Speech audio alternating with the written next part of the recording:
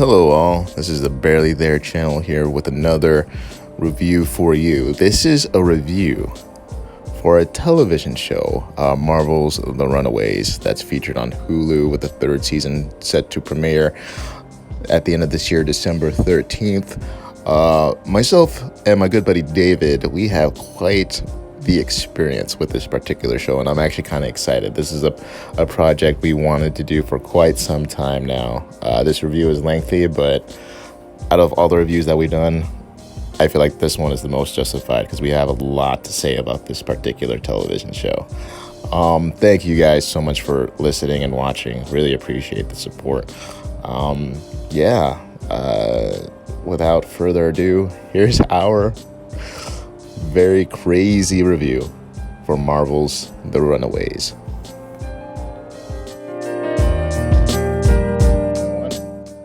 All right. Hey, y'all. Barely There channel here again for another, I would normally say a movie review, but we're actually here to review a television show, Marvel's The Runaways, produced by Marvel and Hulu's first Marvel-based television show. I am joined again by the one, the only, David Lee Harvey. How are you doing today, David? Run for your freaking life right now. Get out. He's okay. He just recently, he binged, and he's seen the show before, but he just binged the entire first season again just for this here very review. And that's not commitment. I don't know what is. Never the same. Never the same. So that is the normal human reaction, unfortunately, that most people experience after watching the first season of The Runaways. Spoiler alert. So David, you are physically okay though, right? Mostly. I'll take it. Thank you for that warning. Thank you, Ollie. So we're here to review the television show, Marvel's The Runaways. Is it good? Is it bad? It was David correct that you really should just run away from it, probably. But we're here to get into that tonight. So I'm pretty excited. This is a review I've been wanting to do for some time. I know I've mentioned it jokingly in past reviews that Dave and I have done. But I felt like we needed to take upon ourselves to really spread the word about how we truly felt or feel about this show. Yes. You're right. Mm-hmm. In a nutshell, yeah, it's pretty shitty. but you could probably stop listening here if you want. Season 3 is coming out, in December this year? 2019? December 13th, 2019. Mm-hmm. The season. I don't know who keeps green lighting this shit, David, but here we go. I'm gonna find who's responsible for this. I'm like, I don't think Kevin Feige is aware. Like, we have shows on Hulu. Trying to get this Disney Plus stuff ready. I don't know. Okay. But yes, so for many of you guys who don't know, The Runaways is a pretty cool comic that this show is obviously based from. The basic premise is that 6 teenagers from different backgrounds unite against a common enemy. Yes, you could apply that to like the Power Rangers, I suppose. But the common enemy this time around is actually their parents. And unlike the Power Rangers, the main character's parents are featured pretty predominantly throughout the course of this show. Unlike Power Rangers, they have parents. They have parents. We can physically see them. They're not just mentioned off screen or just show up in one episode. They actually have parents, and they're known as the Pride. And the community sees them as these very smart, wealthy, go-getter entrepreneurs that do a lot for their community. But in the very first episode of this show, we discover a little secret that the Pride have been up to for quite a while. That's something that shakes the kids to their core, and the kids take it upon themselves to stop them. The first season is a season Well,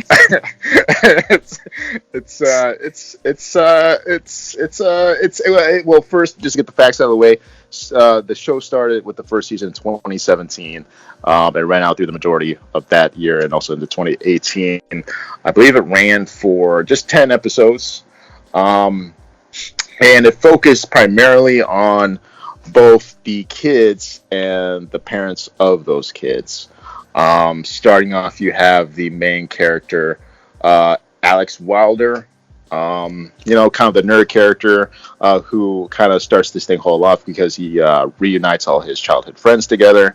Very smart, and he's basically like the de facto Leonardo, if you will. So you have Alex. You also have Nico, who is the very stereotypical Asian Gothic chick. Who's very much involved and had a sister who unfortunately passed away, which kind of led to the kids splitting up. You have this other girl named Karolina, who plays, at first you think the stereotypical like cheerleader like gal, but who secretly just wants to rebel and break free. You also have a pretty interesting name, Gert. Kind of like the social activist, cool character, SJW, I guess you could almost say. You have one other character, Chase Stein, who's the good-looking lacrosse jock, but who's actually a lot more smart than he lets on. And then you have David's favorite character of the kids, Molly. I thought that was you, bro. that is not me. Not no way, not no how. Molly Hayes. She's the youngest member of the Runaways and the sister to Gert. And just the best. And ironically, is the only one on the team that actually has superpowers. Now, what's interesting is that these characters are actually, they have a lot of run-ins, particularly with the X-Men, because a couple of members on this team, particularly Molly, I remember, are actually mutants. Molly's actually a mutant in the comic book, but because in the comic book, right? But because of this whole, ownership and rights thing between Fox and Marvel Studios, technically, even though these are Marvel characters, we can't call them mutants because Fox owns X-Men, or they did until Disney bought them just recently. So yeah, it's weird, but yeah, Molly isn't referred to as a mutant at all in this. Sure. In fact, her entire backstory is pretty stupid. David will find out once you watch the season 2. Oh my god! So yeah, it's one of the burning questions: Molly's powers. That's David's gonna be pretty much like the whole like Hulu Marvel universe of Hulu is kind of like a different like universe almost, because all the shows on Netflix correlate with the MCU somehow. They're like, of course, like they're lesser projects, but they correlate with the MCU. Hulu's Marvel verse is like on a totally like separate plane, with this show and one other Cloak and Dagger that I know of. Like there's not there, and like when you're mentioning in the comic books how they had run-ins with the X-Men. There was also like a few other characters in the Marvel comics that the Runaways came across, but you don't see any of that in this Hulu show because just like it's kind of like there is a very standalone-ish thing that they made here with this show. It is to what David was saying. I remember I watched the first season of Luke Cage, and I watched Jessica Jones, and I tried watching Iron Fist, but most of those shows are pretty good. And they do make, not constant, but like they would refer, especially to the first Avengers movie, like they call that the Battle of New York, the incident. Like they would make callbacks to it and stuff like that to make it really feel connected, which kind of helped. But yeah, like particularly with the Runaways, they, other than like the Marvel logo and one cameo by Stan Lee, like I wouldn't have known this show was based in any sort of Marvel universe. Oh, seriously, for real? Yeah. It's kind of weird in that respect. Yeah. I mean, let's just get into it. Let's just get into it.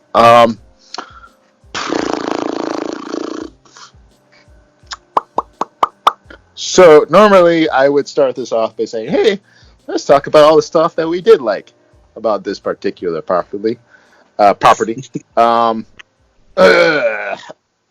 Dave, you want to start with something? Let's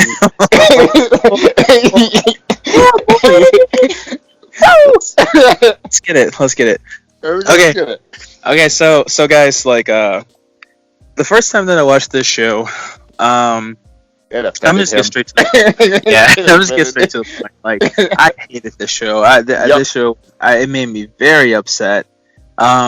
Pretty much the progression of the show, I felt like I was always in a bit of anticipation for something like to happen, for me to kind of be moved by the show, but it just never happened all the way into the end. And the show just had so many cards in their hand. They had like so much to work with, but it just didn't deliver in the end. When I just rewatched the series today, I'm a lot more calm about it. And I do see some things that I really appreciated. I appreciated things when I first watched it as well, but this time I'm just like a little more like level-headed about it. But one of the first things I can say about the show is it's a great looking show. Like, you can tell that they put a lot of freaking money into the show. There, though some of the places that they film on set is in like very like wealthy Beverly Hills-ish parts of like California and Malibu, things like that. The show just it looks great. There's even some CG in the show. One of the characters, Gert, has a freaking pet dinosaur. Sometimes in the show, they straight up just CG this dinosaur, but sometimes it literally looks like it could be like a Jurassic Park, like kind of like a animatronic deal that they have going on there. I think that they did a good job with that. I like just like kind of the style of the show. I like it. I like the music. I like just some of the way that they do. Just some of the scenes just are very kind of artsy. You know what I'm trying to say? I think that also the characters. One of my big things, Preston, is always like chemistry between like the characters. I bring that up a lot. But I just think that is very important. Like, if you don't really believe like the friendships and relationships between somebody in a movie or a TV show that you're watching, it's just gonna make it less enjoyable.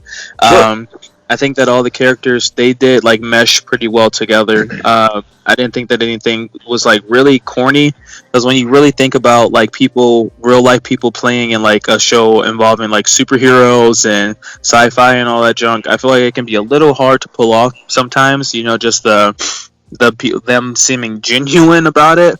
But I think that they most of these guys did a pretty good job there. There's just like there's a few things, again, like watching the show that just kind of like stood out to me a little more. I remember too being very annoyed with the character Gert and her whole like SJW like movement that she was doing like the whole season. It was just getting kind of old. But this time that I watched the show, I did realize that every time she would say something like all social justice-y, the characters in the show would kind of just didn't really care. Like the way that they reacted to her, they would always just be like, are you serious? Or like, what are you saying that? You're saying this again? Like this whole thing. And a lot of the time she didn't really have like a lot of people on her side when it came to this thing. And I kind of like how the show did this. They showed the points. They showed the sides of somebody who supports some social justice movement. Some of them which can be like kind of radical and kind of crazy. And they show like how some people react to that, how they react to it like negatively.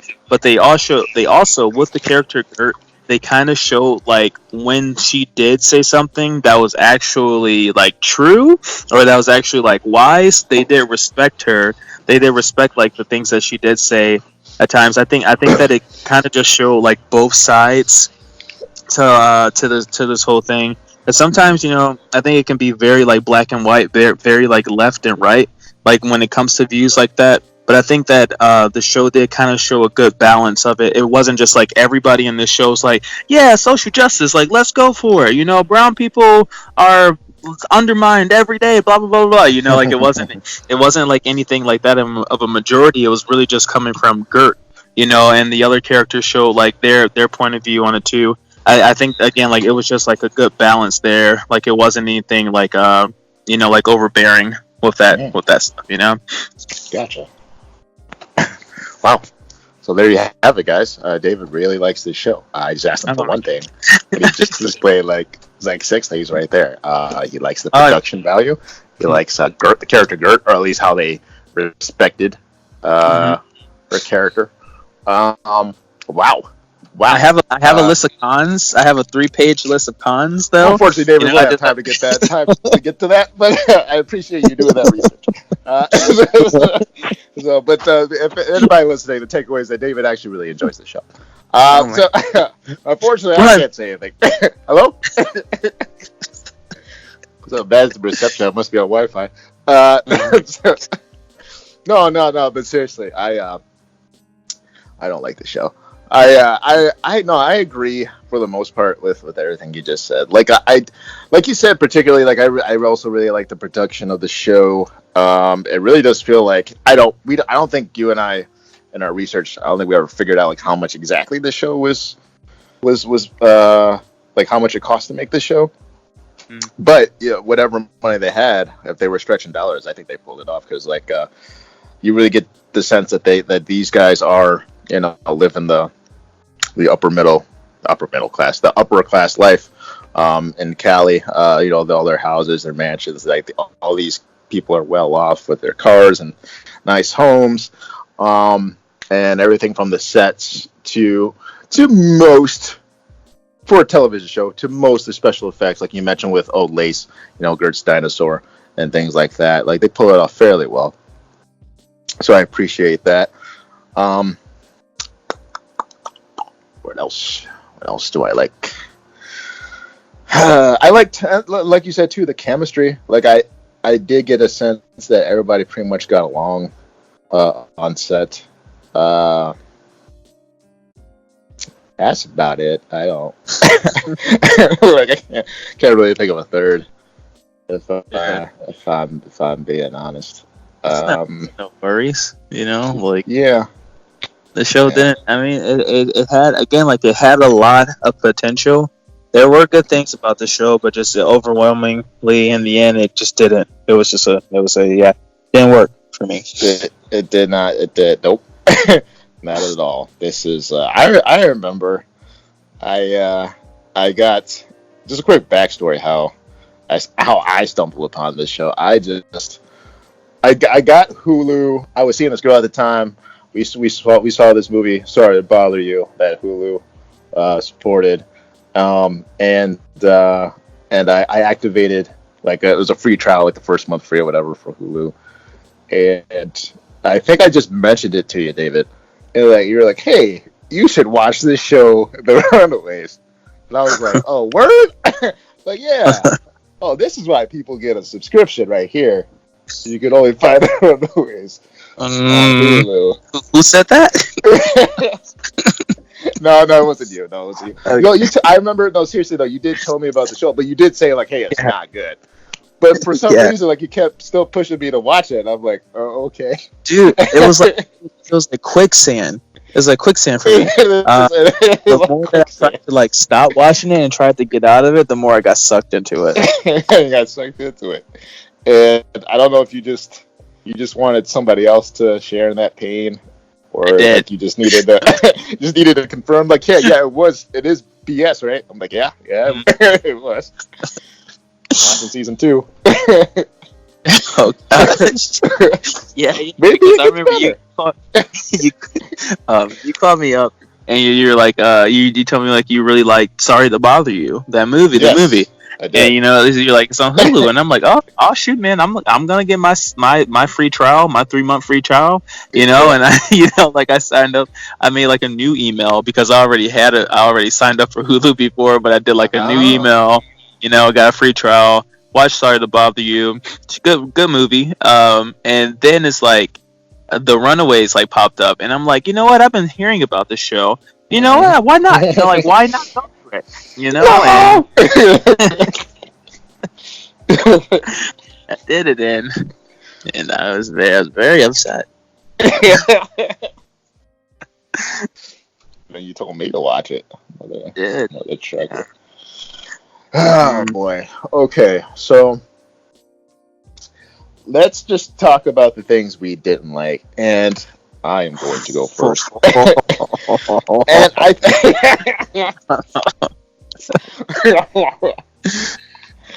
oh boy. So let's talk about the things we didn't like. I'm going to go first. So I think, yep. So I think the first and foremost thing, well, it's really two things, but they feed into each other. One, this season drags its ass so hard, like across the fucking pavement. Like this, the first season is 10 episodes, and they're all damn like 45 minutes long. And they feel like an hour and a half each one of them. Yeah, the episodes, you really feel. I feel like just to get honestly, just not even like the gist, but just even still, you could probably still get the full story. Like I could probably just pick like 3 episodes from this first season and just show it to somebody, and they would get the whole story. Like it'd be fine. Mm-hmm. I feel like there's 7 or 8 episodes that just aren't necessary, or that it dicks around too much. Mm-hmm. And there's just a lot of nothing going on. You follow the perspectives of God. There are 6 kids, and the time is also split between them and their parents too as well. So you got upwards of to like 12 characters we got to follow. And there's not the direction to this is just honestly it's just terrible. It's just terrible. Your time and attention is divided between so many different people and perspectives that it's very easy to get lost in what is going on or why we're doing the things we're doing. And it's David, you mentioned this earlier. Like it's really hard to also to get someone to get attached to somebody, and also hard to root for a particular person. You know, with a cast this big, there's barely a main character. Like, I guess I would say Alex is the one, because he's the one who kind of leads the Runaways, and it essentially, you know, kicks the whole thing off. Both unintentionally by, you know, accidentally discovering, you know, the Pride's, like, secret basement or whatever, where they're doing the ritual, but also being the one to, like, really, it's like, hey, we got to stop our parents. They're evil. But at the same time, you know, we're following Alex's parents, and as well as all the other kids' parents, and it's just really bad. And I think another reason too why the show kind of drags ass. Now, I'm not saying like every movie has or Marvel property, I should say, has to be like Guardians of the Galaxy or Ant-Man. Not everything has to be funny. Mm-hmm. But like this show is like really kind of devoid of like any humor. Like at all. Oh, everything is so right, bro. You know, like everything is so super serious. Like anyone barely. I like Alex. I think as a character, but I can't remember him smiling like that once. Like I know it's a serious situation and everything, but over the course of 10 episodes, like he kisses a pretty hot Asian chick. Like I think he like one corner of his mouth twitches up. Like like everything is just so serious. And so like life or death, end of the world type stuff, and it's not. It's not, and at least not so they know for now. But like, yeah, and again, I don't need a raccoon like cracking a witty quip every other minute. But like, it's just so.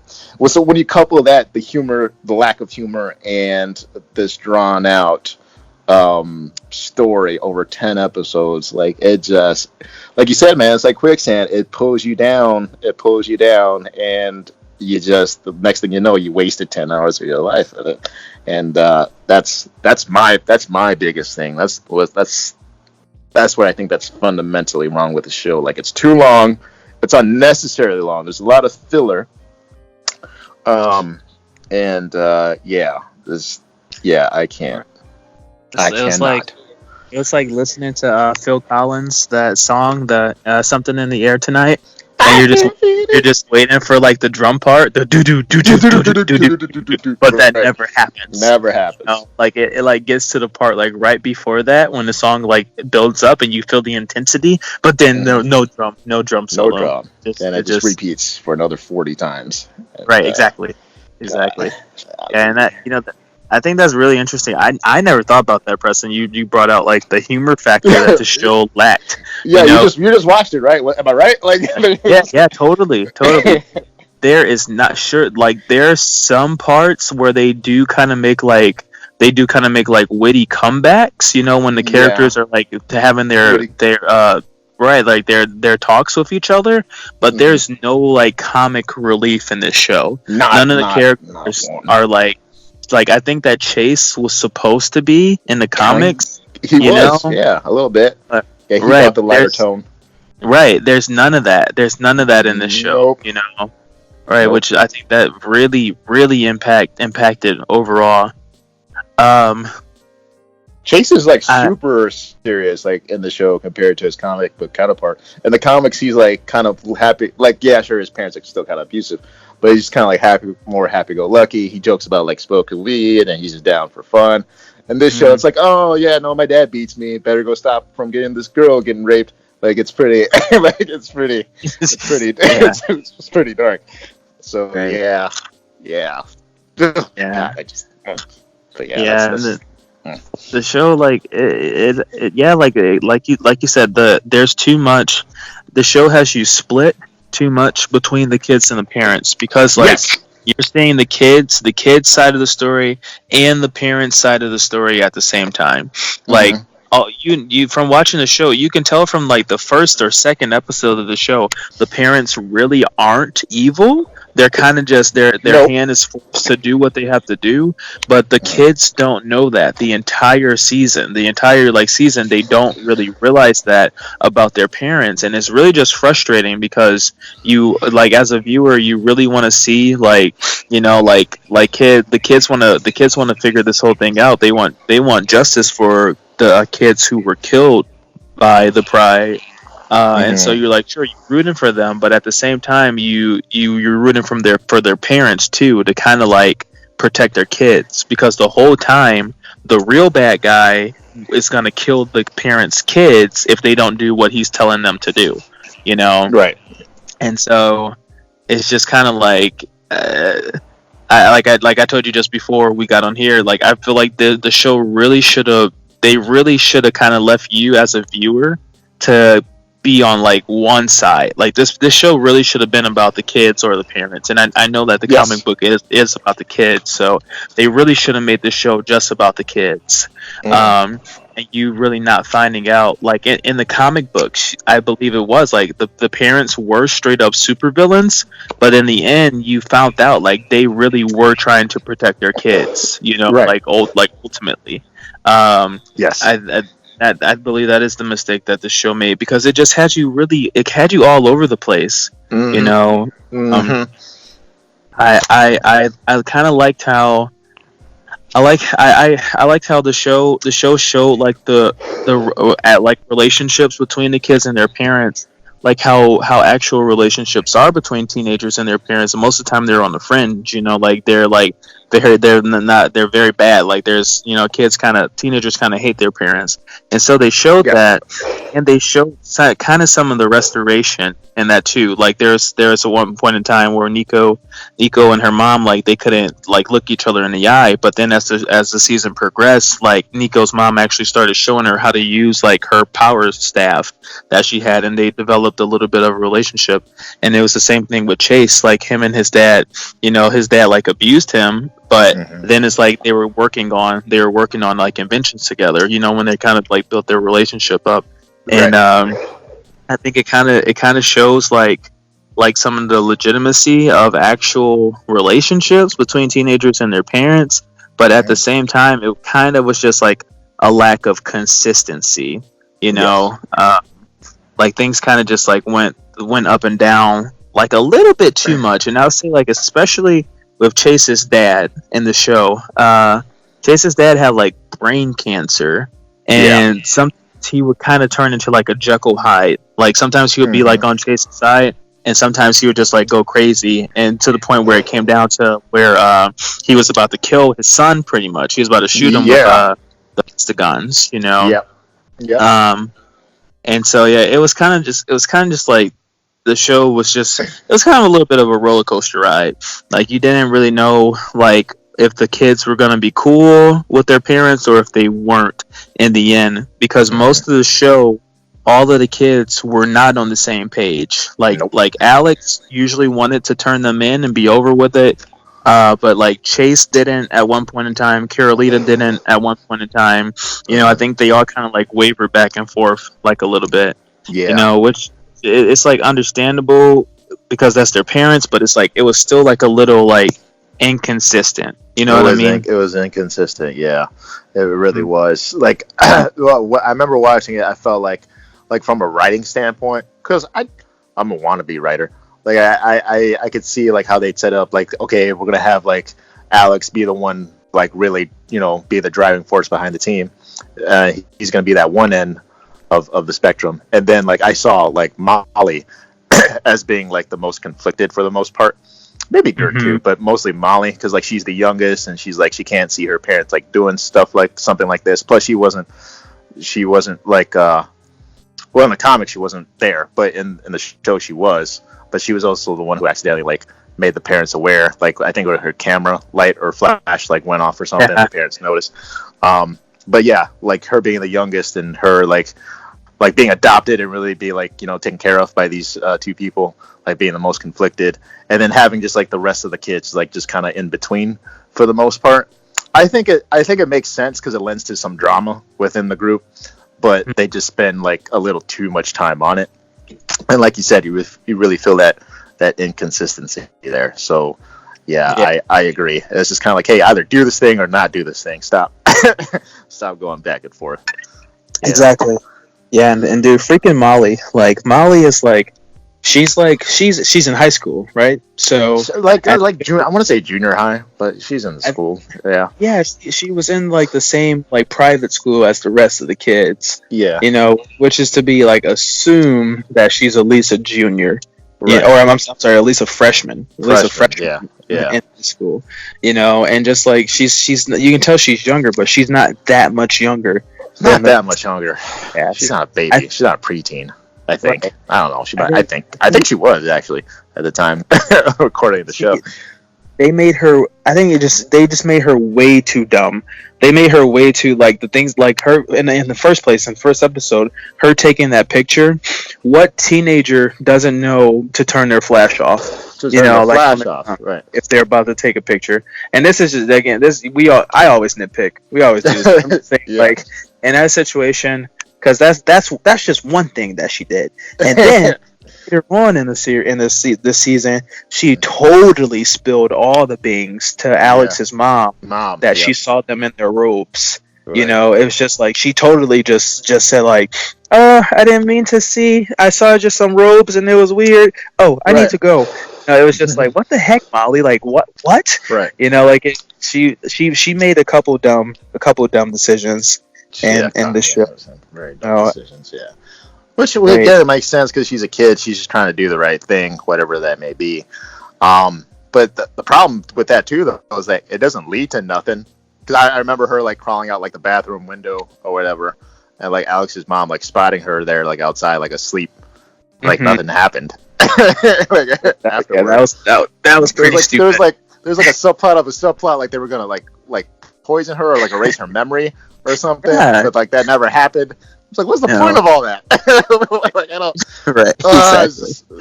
It's just like a couple times that happened. What was the point? What was the point? What was the point of that? Like just playing, just dicking around. God. Again, it kind of just drew itself out. Like it just.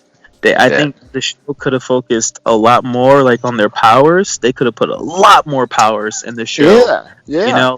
Like this was a show. This was a freaking teen drama. This was a teen drama. That's what it was. Like so many times you're just like, oh yeah, this is a Marvel show. I forgot because there just was not a whole lot of marvelous things happening in this show. You see like the kids have powers. Most of them, but it was a very like basic like teen drama. It was. You could almost take the supernatural power thing out, and it'd pretty much be the exact same show. Really good. That was not necessary. Right. until you watch season 2, David. They start getting back. They start focusing on the powers. There was one episode. I just want anybody who ever listens to this to know that I am never watching season 2 or 3 or any further escapades of Hulu's Marvel's The Runaways. David's gonna watch it. Don't worry, guys. My life. We'll come back with the season 2 review. Don't worry.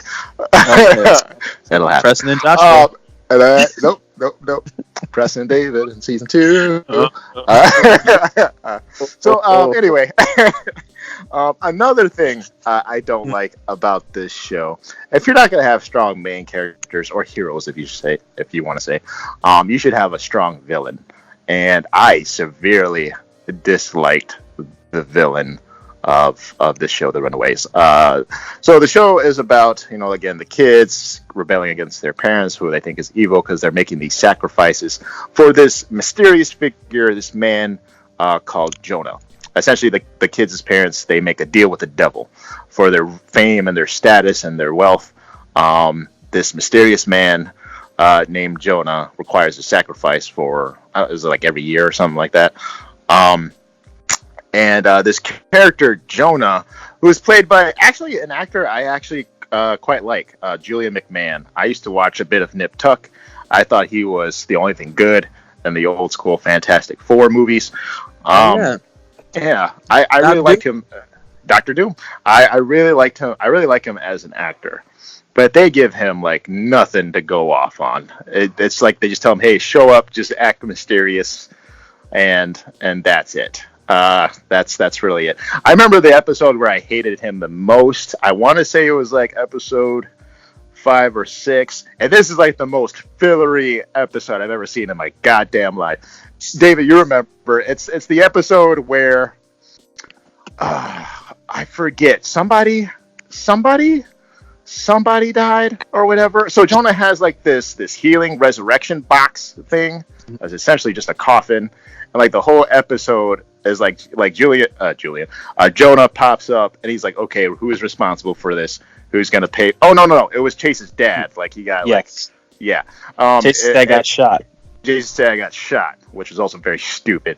Like we're supposed to care for him because he beats his kid. But so that happens. The whole entire episode, at least from what I can remember, is about him just like, okay, who is responsible for this? So one of you guys is gonna have to resurrect him, and it's just like 40 minutes of them like figuring out who's gonna be the one who's gonna like sacrifice, because they need Chase's dad because he's the smartest, he knows how the box works, and yada yada yada. I remember just really hating that episode like to the T. Like, I hated that episode so much because, like, again, it didn't lead to nothing. Like the next episode, right. They were all fine. It was so much BS that it was just so much hot air in that episode. Yes, hot air. Jesus Christ, it was so much hot air in that episode. It was just bad, and it's none of these actors' fault for why they're acting so stiff and boring and just dicking around. Like it's the direction, it's the writing, because I've seen this actor do some good things. I've seen a couple other of these actors do some good things, but the show doesn't ask much of them, and therefore they can't do much with the material that they're given. And the mystery of Jonah and like his past and everything like that, it could have been interesting, but again, it's not built up. It's not constructed in a way to make us care about why Jonah is doing the things that he's doing. Because our objectives are so split. Like, are we supposed to be more focusing on the kids taking on the parents? Are we supposed to be more focused on the parents trying to explain and get away with what they're doing, and they're not even entirely sure why they're doing it? Or are we supposed to care about what Jonah's up to, what his end goal is? The show it's too many perspectives, it's too split, and it leads to weak heroes, and it leads to an even weaker villain. And that's just another thing I did not like. If I don't like the main characters and I don't like the villain, then there's nothing for me here to like, essentially. So. Sure. Yeah, was not a fan of Jonah, and that hurt me. Yeah. And I'm just gonna talk about the relationships that happened really quick between the character, the teenagers here. Okay. I in the end, there is always an interest between the character Gert and the character Chase. Yeah. And Which and also doesn't make any sense. Yeah. yeah, yeah. I guess it's just like that's what I guess that happened in the comic books. You know, like they were saying, It did. yeah. But Chase was interested in the character Karolina. So when Chase finds out that Karolina's not interested in him, pretty much him and Gert become a couple, and they're pretty solid. They're pretty tight. I think that I guess they work out pretty well for the most part. And it was just Wait till like you get to season 2, David. oh my gosh.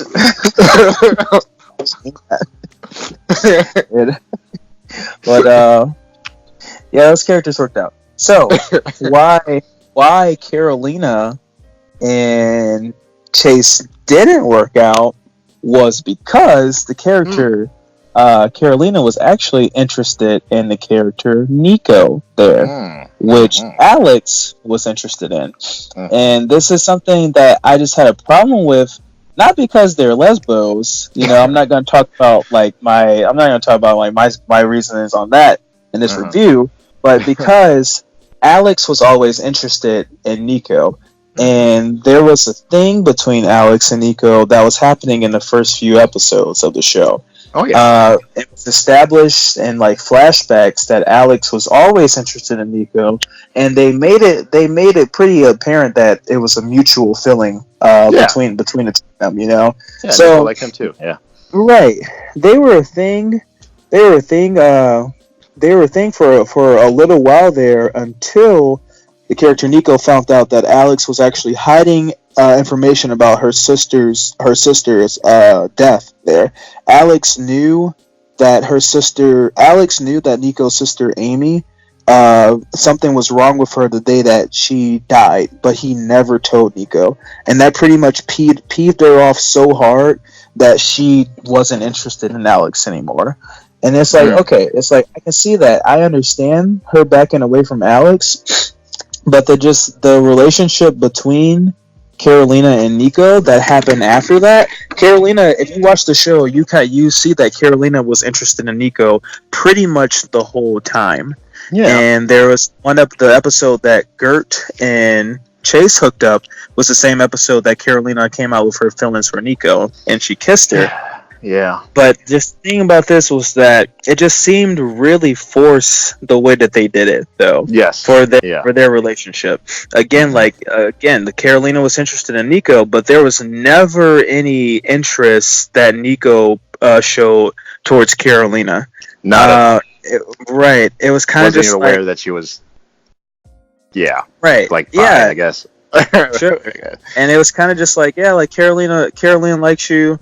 Like, okay, well, I guess I like girls now, you know. Like, it was just really. It felt forced. It felt like they really put it in a show there. I think if they wanted, sure, this is a Hulu show. They want to promote like the whole like LGBTQ side or whatever.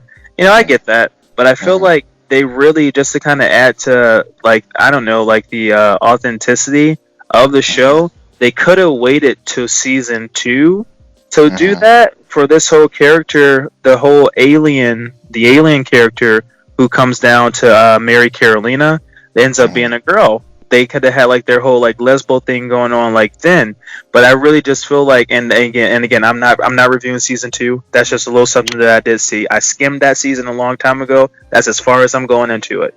But there was like a character in season 2 that was interested in Karolina who was a girl. I just think that the way that they did this whole relationship between Karolina and Nico in season 1 was just really placed and forced in there. Which is just didn't sit right with me. I was kind of anticipating something to happen between Nico and Alex, but you know, it just didn't. They were kind of just like egging that on, and then it was like, well, I guess that's not happening. And again, like it was kind of just like, what was the point what was the point of like doing it in the first place? I guess you know, it was kind of silly to me. No, I agree. I agree 100%. That's just like, hey, either have Alex and Nico stay a couple, or if you want to do Nico and Karolina, just lead into that. Why why set it up like that? And you know, it doesn't make. I felt pretty bad for Alex, because you know it really wasn't his fault, and even worse, like, David, you just watched it, but so correct me if I'm wrong.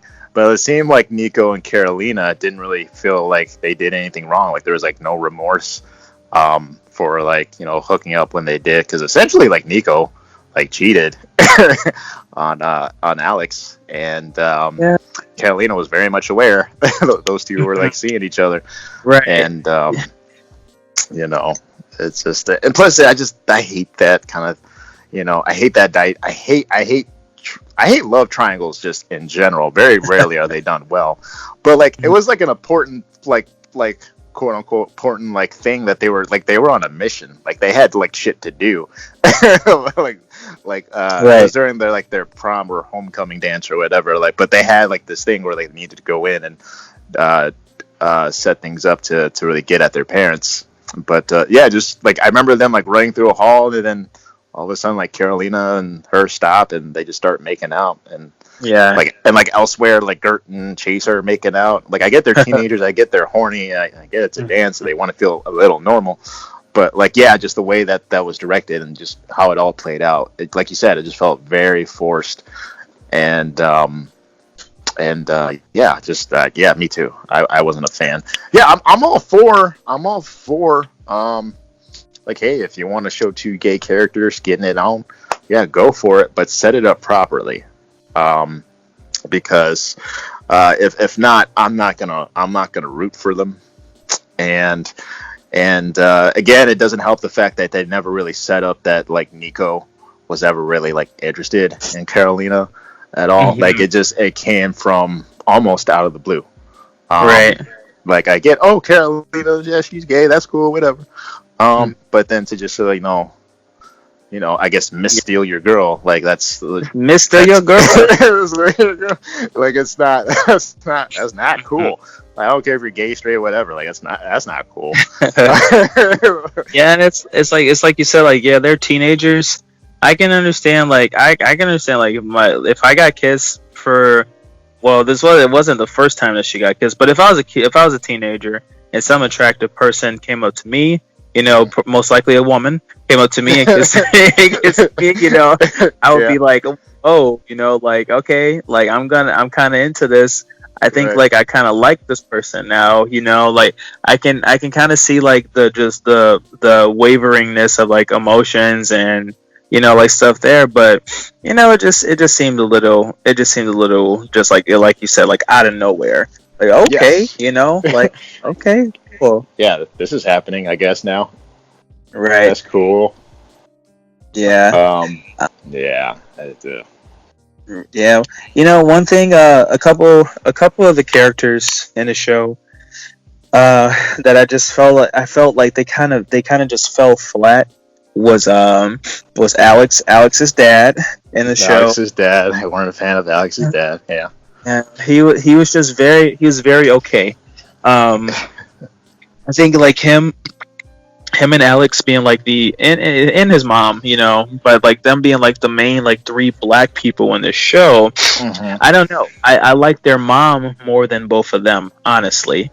I would agree. I don't like any of them, but if I had to pick one, like who's the better actor or had the most stuff to do, it probably would be their mom. Yeah, I suppose she was just more expressive and like expressive, a little more believable. Yeah. Like every time that their dad talked, I felt like I was just watching UPN or something like that. You know, it was just like what everything that he said. He sounded like he was acting in the show. He sounded like he was acting. Mm-hmm. You know what? I will say, like for me. Like she she was the only one out of the three who wasn't acting like a bitch. Like, because like Alex, like he's like to his friends, like, hey guys, we gotta stop repairs. Like every goddamn 10 minutes. And then like Alex's dad, he's feeling the pressure from like Jonah, the pressure of like stepping up, being a man to like take care of his kid or whatever. He's like, I don't know what to do. But like only the mom, like she was like being proactive. You know, she was digging in, even though it didn't go anywhere. She was still trying to talk to Alex. You know, still trying to be like a good mother. When Gert came to her about the whole like, oh not Gert, when Molly came to her about the whole like, hey, maybe I saw what you didn't want me to see. Like she was the only one like making moves, like the only one like being proactive, like she went to her husband like, hey yo, I think she might know this, we gotta do something. And like and the dad was like, we don't know if she really, stop being a bitch, like we gotta take care of this, like this is serious. Like she was the only one like stepping up and actually doing stuff. Like I'm not saying it was the best thing, but at least like she was making moves, at least she was like trying to take care of business. You know, I don't know if the Wilder men, they just suck. Doing so. Those Wilder guys, man. Right, you know? Yeah. Their characters, both their characters just kind of fell flat for me. Yes. A little bit. Like, I wanted to like Alex. I wanted to like him a lot more, but I really just don't really like him a whole lot. You know, it's not a whole lot. I was rooting for him. I was rooting for him and Nico. I just wanted to see some blazing action going down. But you know, right? It just you know, I don't know, dude. Like if I had to say like which Runaway is my favorite character, really say it's none. I really don't like any of these guys. Like, got to your head, David. Which one? Pick one. Oh my gosh! If I had to, it would be Alex. If I had to, but it's like. I mean, I guess, like, you know,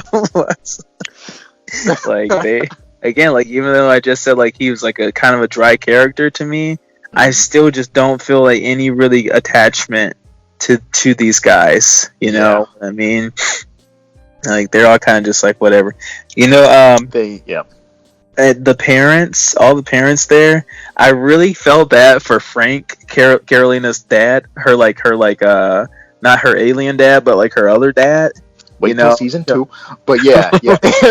I really felt like he just got crapped on like this whole season. You know, like he was an innocent bystander, really. Yeah, right. They erased his memory. His wife had like an intergalactic affair. You know, like his sister wasn't his. They like kicked him out of pride. You know, he was just like he was like bad luck Brian. You know, like this whole season. I'm sorry, do Frank. some acting. Get the hell out of here. Right. Like he didn't go ultra. He didn't go like to the high status in their cult. He got fired by his agent. You know, there's just like I'm sorry, Frank. I'm sorry. You deserve better. Yeah. Oh, yeah. I was gonna say something, but I totally forgot what it was. Oh no, I remember. Because you were talking about Alex, about being quote unquote your favorite character out of the Runaways. Also another problem. There's no character development amongst any character. Like in the show, there's no character. Everybody starts off in the first episode, they're pretty much the exact same in the season finale. Alex is still the confused. We all are. Alex is still the same kind of nerdy, like angsty black kid. Karolina, she's still like the confused. I don't know what I'm doing with my life. She's just at the end of it, she just can glow now. Nico is still like the, you know, gothy, like loner chick for the most part. Nobody really develops. Nobody really changes throughout the course of any of these experiences, and it's pretty sad. You know, if I had to pick a favorite character, the Runaways.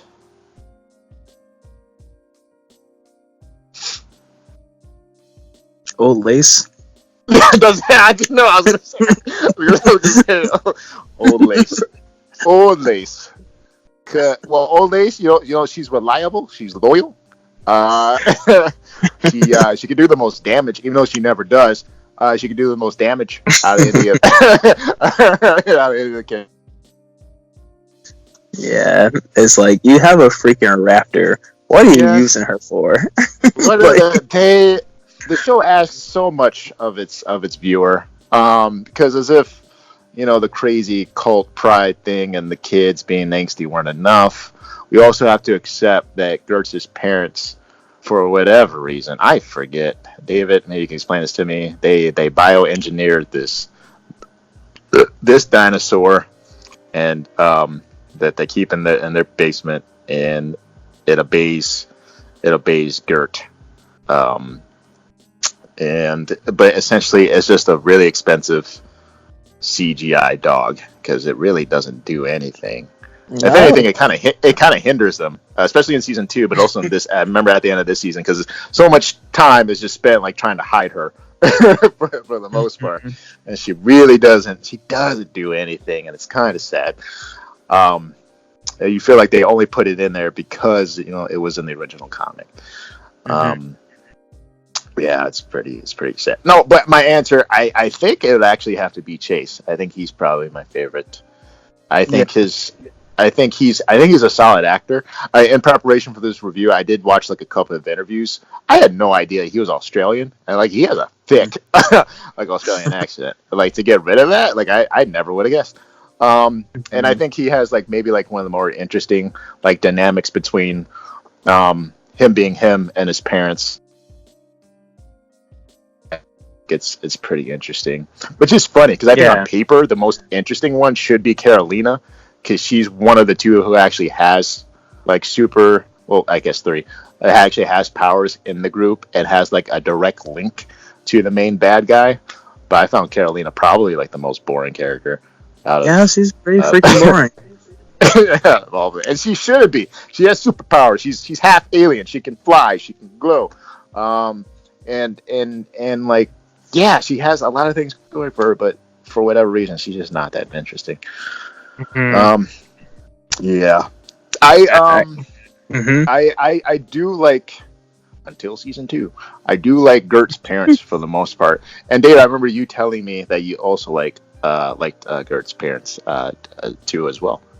Yeah, they're my favorite parents.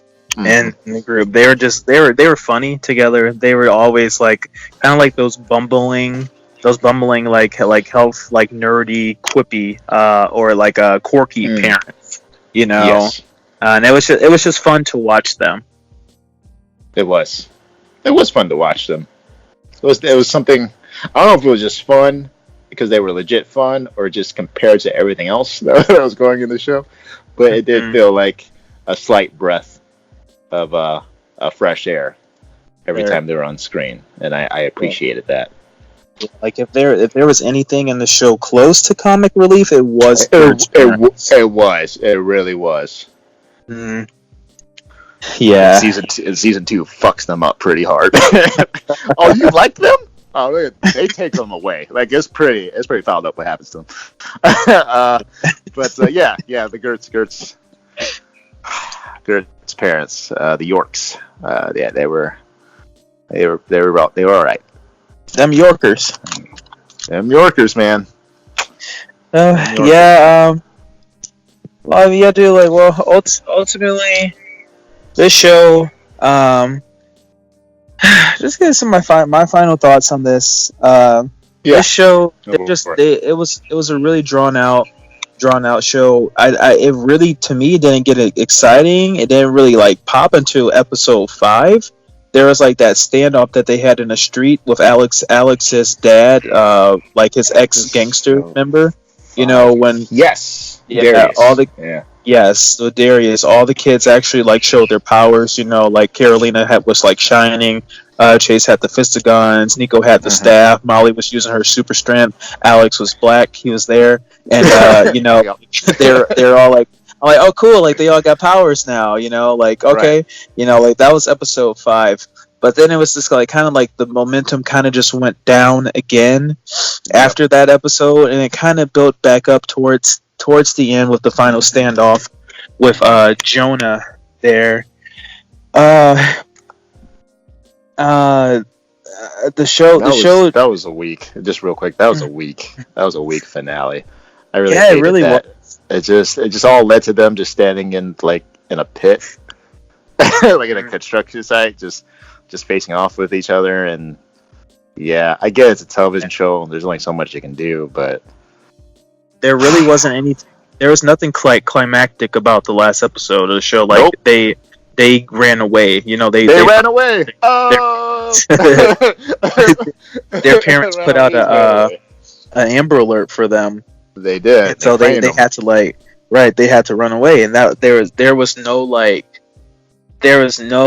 really like no big bang at the end. The show just fell flat in a lot of places. I think it was really dumb in the very first episode. Nico's mom's magic staff. It made a one-way mirror where the kids can see them, but the adults couldn't see the kids, which was totally redundant and counterproductive.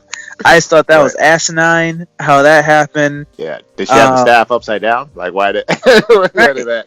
Right. Why did that happen? Right, exactly. There was one part when Karolina's dad, Frank caught Karolina's mom and Jonah like having an affair. They erased his memory so he wouldn't remember that. But I just remember like in this flashback that they showed, he just walked straight up to the door while like Karolina's mom was like banging this alien, and the door was like open and unlocked for some reason. That doesn't really make sense to me, because in this show and the whole entire season, they show like how anal Karolina's mom is about keeping that door locked. But in that flashback, when he caught her having an affair, the door was like open and he just walked in. I don't know. Maybe that was when she decided to start locking the door then, but that was kind of dumb to me. Chase's mom shooting Chase's dad was kind of dumb to me. I felt like, Chase's dad did have the fist of guns pointed towards Chase, like he was about to blast him. He was about to kill him. She could have like ran up to him and pushed him. I don't know. I feel like she didn't have to shoot him at that point. Yeah. I just think that whole part, and I'm kind of going on a bit, but I think that whole part, it kind of made it redundant, because Chase's dad had brain cancer, and then just like an episode or two before that, he fainted and they like needed to help him. So that whole entire like scenario kind of seemed to have got kind of like it mirrored that. Like Chase's dad had to get saved 2 times in the show. And again, like you said earlier, that whole thing was like just a big old fiasco, because nobody had to die. You know, they saved Chase's dad. It was okay in the end. Like they just really like ran a lot of things kind of dry, and just like in the end, it was just like, why did you guys even go on that tangent there? So like and last thing, Alex, the kid Alex, when they're finding out stuff about their parents, they come across secret videos of their parents sacrificing these kids, every single sacrifice that they made. So Alex watched every single one of these recordings because he was going to turn it into the police to make his parents go to jail. So in the very first instance where the very first sacrifice happened, the parents stated clearly that they didn't know that was going to happen. They didn't know that they were going to have to kill somebody for Jonah. Jonah pretty much tricked them into doing what they were doing. It was like their part of the bargain that they didn't know they were going to have to uphold. And they all stated that in this video. But the whole entire season, Alex is just so gun-ho about taking his parents down. It's like he didn't even put that part into consideration on the video that he watched. Like not at all. He was just super like, shoot first, ask questions later. My parents are monsters. I don't care. Blah blah blah blah blah blah. the Marvel's The Runaways. I would highly recommend you not to watch the show. Like, I'm not gonna lie, guys. Oh, Like, this show is just like it will again and again and again. It will have you thinking. It will have you think that you're about to like it, but you never going to. Okay, nope, nope, not at and all. if you do, God bless you. Please tell me Right. reasons why you did like the show, because I want to know. I So- want to know. Yeah, there has to be some people that out there who do like this show, man. Like, there's gotta be some reason why they're still producing it. Yeah, I know, right? It's still going. Still going, man. Still going. It's just so. It's such a. Let's make a predicament. Let's make a predicament right now, David. How many Yeah. seasons do you think this show will fully go on for? I think the show maximum can only go for 5 seasons. That's exactly what I was thinking. I was thinking 5 Mhm. seasons. 5 Yeah. seasons. It's a miracle they made 3. But yeah, like maximum, I can see them squeaking out 5 seasons. Yeah. For sure. Right. Anything more than that, nah. Right. I wouldn't be surprised at all if it was over after if it gets canned after the 3rd season. You know, but I Same. can't not see them going past 5 seasons for the show. No, Um, no, if not and at all. again, if you can, let me know. Comment below. Comment below. Let us know because But- golly, this show. Ultimately, I'm for a rating for this show for Marvel's The Runaways. Yeah. I'm gonna give this. I'm gonna give this show. I'm gonna rate this show. Oh God. Okay, guys. So I'm the gonna- basic rating system. It's from bottom to top. It's no. It was no, barely there. Although, thanks to the Lion King, I do allow the rating. It's a movie, or in this case, it's a show. So we have that, as well as Let's Go, and the Duck, the Divine Unreal Champion King, which is the best. I'm telling you right now, it's not that. It's not. It's not that. Can we go like lower than a no? Can we do What? no, I'm kidding. I'm gonna give this show it's a movie, or in this case it's a show. It's like a you show. said. Yes. Yeah. It's Why are you it's a giving show. it? It's a show. Why are you giving I'm it? giving Yeah. I'm giving the Runaways it's a show because I watched it. There wasn't as much as I wanted to stop watching this show. I couldn't stop until I was done with it. Mm. You know, there was just whatever this invisible force was that was pulling me along throughout these 10 hours of episodes. I didn't have it in me to just pull the plug. I wanted to see what was going to happen in the end. I wanted to see if there was any saving grace for the show. But in the end, I found out there was not. But I cannot ignore the fact that there was still that force that made me want to continue to watch the show. Mm. If I was going to give this show a no, I would completely have just bailed out after like an episode or two, you know. Mm-hmm. So I'm gonna go with it. It's a show. It's a show. Bop, bop, ba-dop, bop. It's a show. Okay. That's good, man. Very, very well said. Very well said. I agree, man. I'm gonna sound like a hypocrite here. This show, yeah, same thing. The first season, and I remember particularly, it was Christmas of 2018. I spent 10 hours. I watched the entire season 2 in one day, and there's just something like there was, like you said, there was that invisible force, that hold that just would not let go of me. Like I just rolled right into the next episode. Just kept on going. I needed to know what happened next. I needed to know if the show was gonna get better, essentially. Right. And I like the people in the show. I think they're capable of being good actors. But as we said, like the show doesn't allow them to shine. There's no standout. There's no standout in this show. There's like, oh yeah, but that character or this plot line or this episode or this thread. Like, no, it's just all a bunch of messy mess stuff. Those plots between subplots within characters, like, just doesn't. Nothing shines in this show.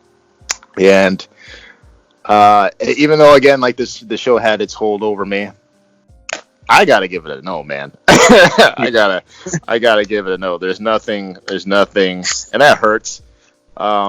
Because I'm sure all the people involved, from the actors to the people behind the camera, I'm sure they try to put out the best material that they could, but it's just it all falls apart in my eyes. There's nothing I could recommend this show to anyone. Like, there's nothing. Like, I almost feel embarrassed. I feel embarrassed that I watched it. Like, like, and again, I sound like such a hypocrite because I pretty much binged the show. I am, because I do it for the people, and I guess, a bit of a masochist. I am gonna watch the third season for sure, because I gotta know. It's almost like I need the show to confirm that it's a no. Like, for me, like, I need to know. I need to keep knowing. Like, no, this show is still crap. Like, it just can't go up. It's like when you smell spoiled milk, and you're like, oh man, this milk is bad. But then you smell it again. You again. You gotta confirm. Yes, exactly. You gotta confirm. Can't believe how bad this milk is. You right. know, so hey, smell how bad this milk is. Right. Like, is this bad to you? Yeah, it's bad, right? Is this really that bad? Like, oh yeah, it's that bad. Right, is that bad? Let me ask 5 other people just to be sure. Is this really that bad? Like, yeah, it's almost unbelievable. So yeah, man, like I said, there's just nothing redeeming about the show. There's not one gem. It's just, at least for the first season, which we're reviewing right now, it's just 10 episodes of nothing. Of nothing, really. You really could, and I know you did this for the second season, David. You really could just watch the first episode and then the last episode. You'll be okay. That's what I did, and I not even in their entirety. I skipped a lot. Oh wow, that I did not know. I thought you sat through. No, you sat through both. Like, hey, if you only watched those episodes, you should at least sit through them. I guess not. But yeah, you really could. I'm not saying you won't be lost, but you'll get what you need.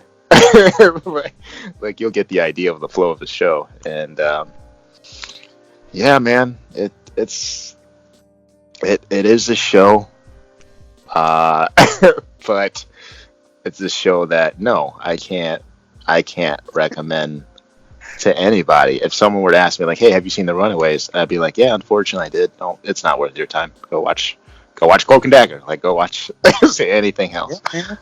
Like, it's not worth your time. It's not worth your time. I'm watching it so people don't have to. You know what I mean?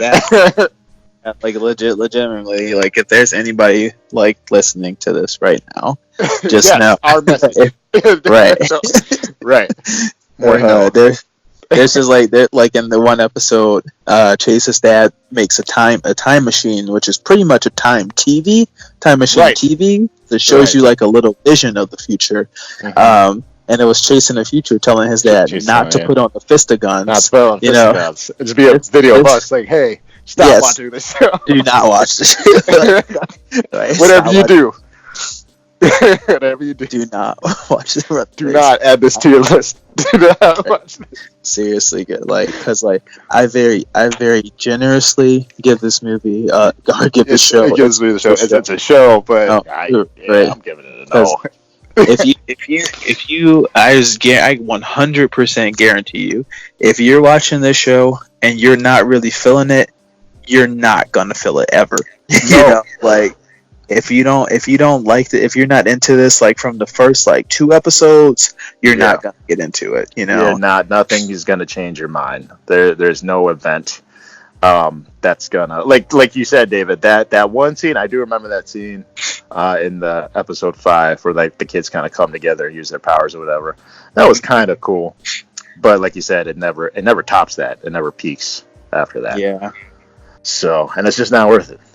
It's not worth it. It's not worth your time. There are plenty of other exciting things to watch on Hulu, but this is not one of them. This is not. It's not. It is Marvel's The Runaways. So yeah. that's it, man. That's our season 1 review, man. We did it. I feel pretty accomplished, honestly. Granted, this review of ours probably get like 30 or 40 views, but hey, if that means 30 or 40 people watch it and they understand that they should not waste their time, I feel like I did my good deed for for the year. Like I feel satisfied. Yeah, man. You know, David, if you really do feel that adamant, fuck it, I'll do it. I'll review season 2. I'll do it all by myself if I have Oh, to. bro, you doing it? You are. Like I'll do it. I'll do it. Spoiler alert! I would actually give season 2. I would give season 2. It's a show. Okay. I would. I give it a step above a no. But the problem is, like, you watch the first season first, so why the hell would you watch the second season? The first season's already trashed. So, but I'll get more into that when I review it. But yeah, this first season, it's a terrible first season. I'm not entirely sure how they got greenlit for a second season or even a third season at this point. Yeah, there's nothing, there's no charm. I think that's the biggest. And it ties into my first thing about it being bland and humorless. Like, there's no charm to this show. There's nothing charming about it. There's no one single actor or event or thing. There's just nothing. David, just real quick, you and I, we talked about this. Like, the premise of the show is very unique. Mm-hmm. Like, kids rebelling against their parents who are supposedly very evil. Like, that's not, we haven't seen that in, like, a show, as far as I know of. Like, we've never seen that before. Yeah, but it's just, there's just a lot of wasted potential. Much like with almost everything else in the show, there's just a lot of wasted potential with that idea. And it's pretty sad. Right, and that is one of my biggest things. One of my many things. One of the biggest things is just, again, like, how much this show had. This show could have been outstanding. This could have been a great show, you know? Yeah. But it wasn't. It could have been one of those, like, cult classics. Like, not a lot of people would know about it, but, like, hey, man, you gotta check this out. Like, it's pretty crazy, man. Parents are evil, kids gotta take them out. Some mystery involved. There's a dinosaur. Shit's crazy. It's popping off. You gotta check it out. But then, like, no, you don't. No, you don't need to watch this show. I would honestly love to see. Well, I don't know. I don't know now after this, but I would honestly like to see another adaptation. Perhaps, like, I know it's never going to happen, but perhaps like a Netflix adaptation of the Runaways, or a MCU movie adaptation of the Runaways. You know? Yeah. I would like to see that. You know, because I feel like in somebody else's hands, this would have been a really good piece. In somebody else's hands, yes. It's somebody else's hands. I fully agree. We were talking earlier, right before we started recording, about the creators of this show. I know the gentleman. He this is a man and a woman. I legit. He did. You were talking about, like, he helped write and produce shows like, what was it? I remember reading, like, one was The OC, and Gossip Girl. He also did Chuck. Too, he did. Yeah. Josh Schwartz. Joshua Schwartz. Thank you. And I remember I watched bits of The OC. It was okay. and then I remember I actually, for the first 2 seasons, I watched Chuck and I really dug it.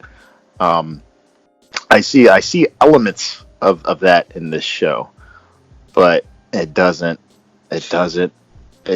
work on the potential it has, unfortunately. And a lot of that has to do, I guess, with just the overall arc of this season.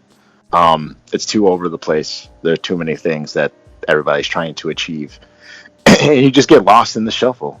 You really do. The first 2 episodes alone, it's like, okay, the kids are, like, trying to they're trying to be friends again, because Alex, you know, he coordinates the reunion because they all split up after the death of one of their friends, and then Alex's feelings towards Nico. But then you have the parents being conflicted about what they have to do in sacrificing this kid. But then for some reason, Alex's dad is being, like, strong-armed by his brother or friend Darius, who they met in prison. But then you got Karolina, like, randomly glowing, and then Nico being moody towards her. Oh my god, I hated Nico's parents. Her mom was a bitch, and her dad, like, he's just like quietly in the background, having an affair with Chase's mom. Like, there's just too much shit that doesn't need to be going on in this show. Golly, and I didn't even get to Gert or Molly. It's just too much. It's so unnecessary. So unnecessary. And a lot of it, I would say like 80% of it leads to nothing. like, it just doesn't. Okay, yeah. I just need to get that out of my system. Let it out, brother. Let it out. It's over now. No, it's not, because I gotta watch season 3. And I gotta review season 2. It's not over. It's not over. You know, Marvel has done so many great things. I guess they gotta let one bad thing slip through the pipeline. Swan. You know, even though I heard Iron Fist sucked. And the Inhumans, like, I always kind of still want to watch, like, the Inhumans, because apparently that show, like, was terrible. Like, they canceled it, like, midway. That was a thing? Really? It was a thing, yeah. Wow. Mm-hmm. Wait, so that, okay, it's not getting too off topic here, but that was the show about, like, the mutants in the MCU, mutants, right? So we kind of, like, they were, like, on the moon, and, yeah, they had powers, and they came to Earth for some reason. I don't know the full story. Was this a Netflix show? This was produced, like, on ABC, I think. It was kind of, like, in the same vein as Agents of S.H.I.E.L.D.? Agents of S.H.I.E.L.D., thank you, yeah. Okay. Yeah. But it ran for, like, a few episodes, and they canceled it hard. Mm-hmm. Yeah, I still might watch. I don't know where I can find to watch that. I know it's not on Hulu. Maybe I'll watch that to see how bad it is. But I feel like even that would be more entertaining than the Runaways, because at least I can laugh at it, you know, like how silly it is. But this show, it's just too serious for its own good, and yeah, I don't know. I'm done. Yeah, I'm done for now. I'm done. This show. Yeah. All right, so yeah, that's our review. I'm saying no. David's saying it's a show. It's a show you shouldn't watch. Essentially, if there's anything that you should take away from this, just don't watch this show. It's not worth your time. You will not gather around the water cooler or call up your friend or I don't know, follow them on Facebook or Instagram to learn more about the show. Even though I do follow, I follow. It's kind of sad because I follow on Instagram. Like, they seem like cool people. Like, they're like a lot of them. Like, you were talking about Alex's dad. Like, he's way more like vibrant and stuff on Insta. Like, he's actually like a huge Marvel fan. Like, it's nice to see him like talk about Marvel stuff and be a part of the Marvel family. I just feel so bad for him because, like, he seems like a really cool dude. Like, the show he's on is just bad. Like, you chose the wrong internet subscriber, bro. Yeah.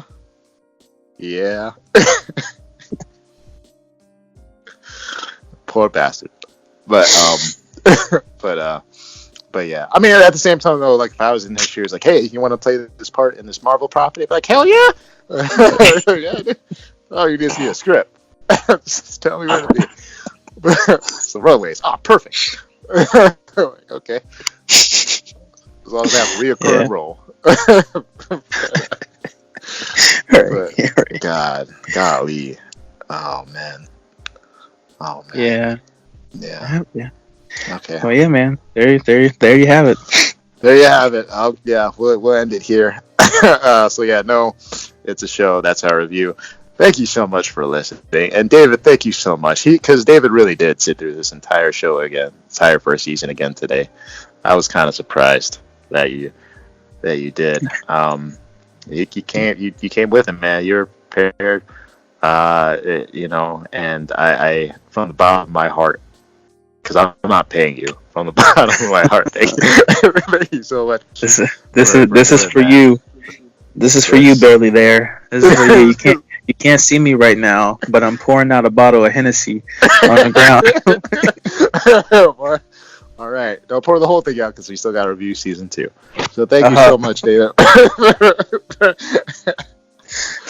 for coming at it prepared and doing your thing. Seriously, seriously appreciate it. You're welcome. Okay, guys, that's our review. Barely There, and now we are here. Yay! And we don't ever have to talk about at least the first season ever again. Really appreciate it. Thank you so much. Keep listening and keep watching.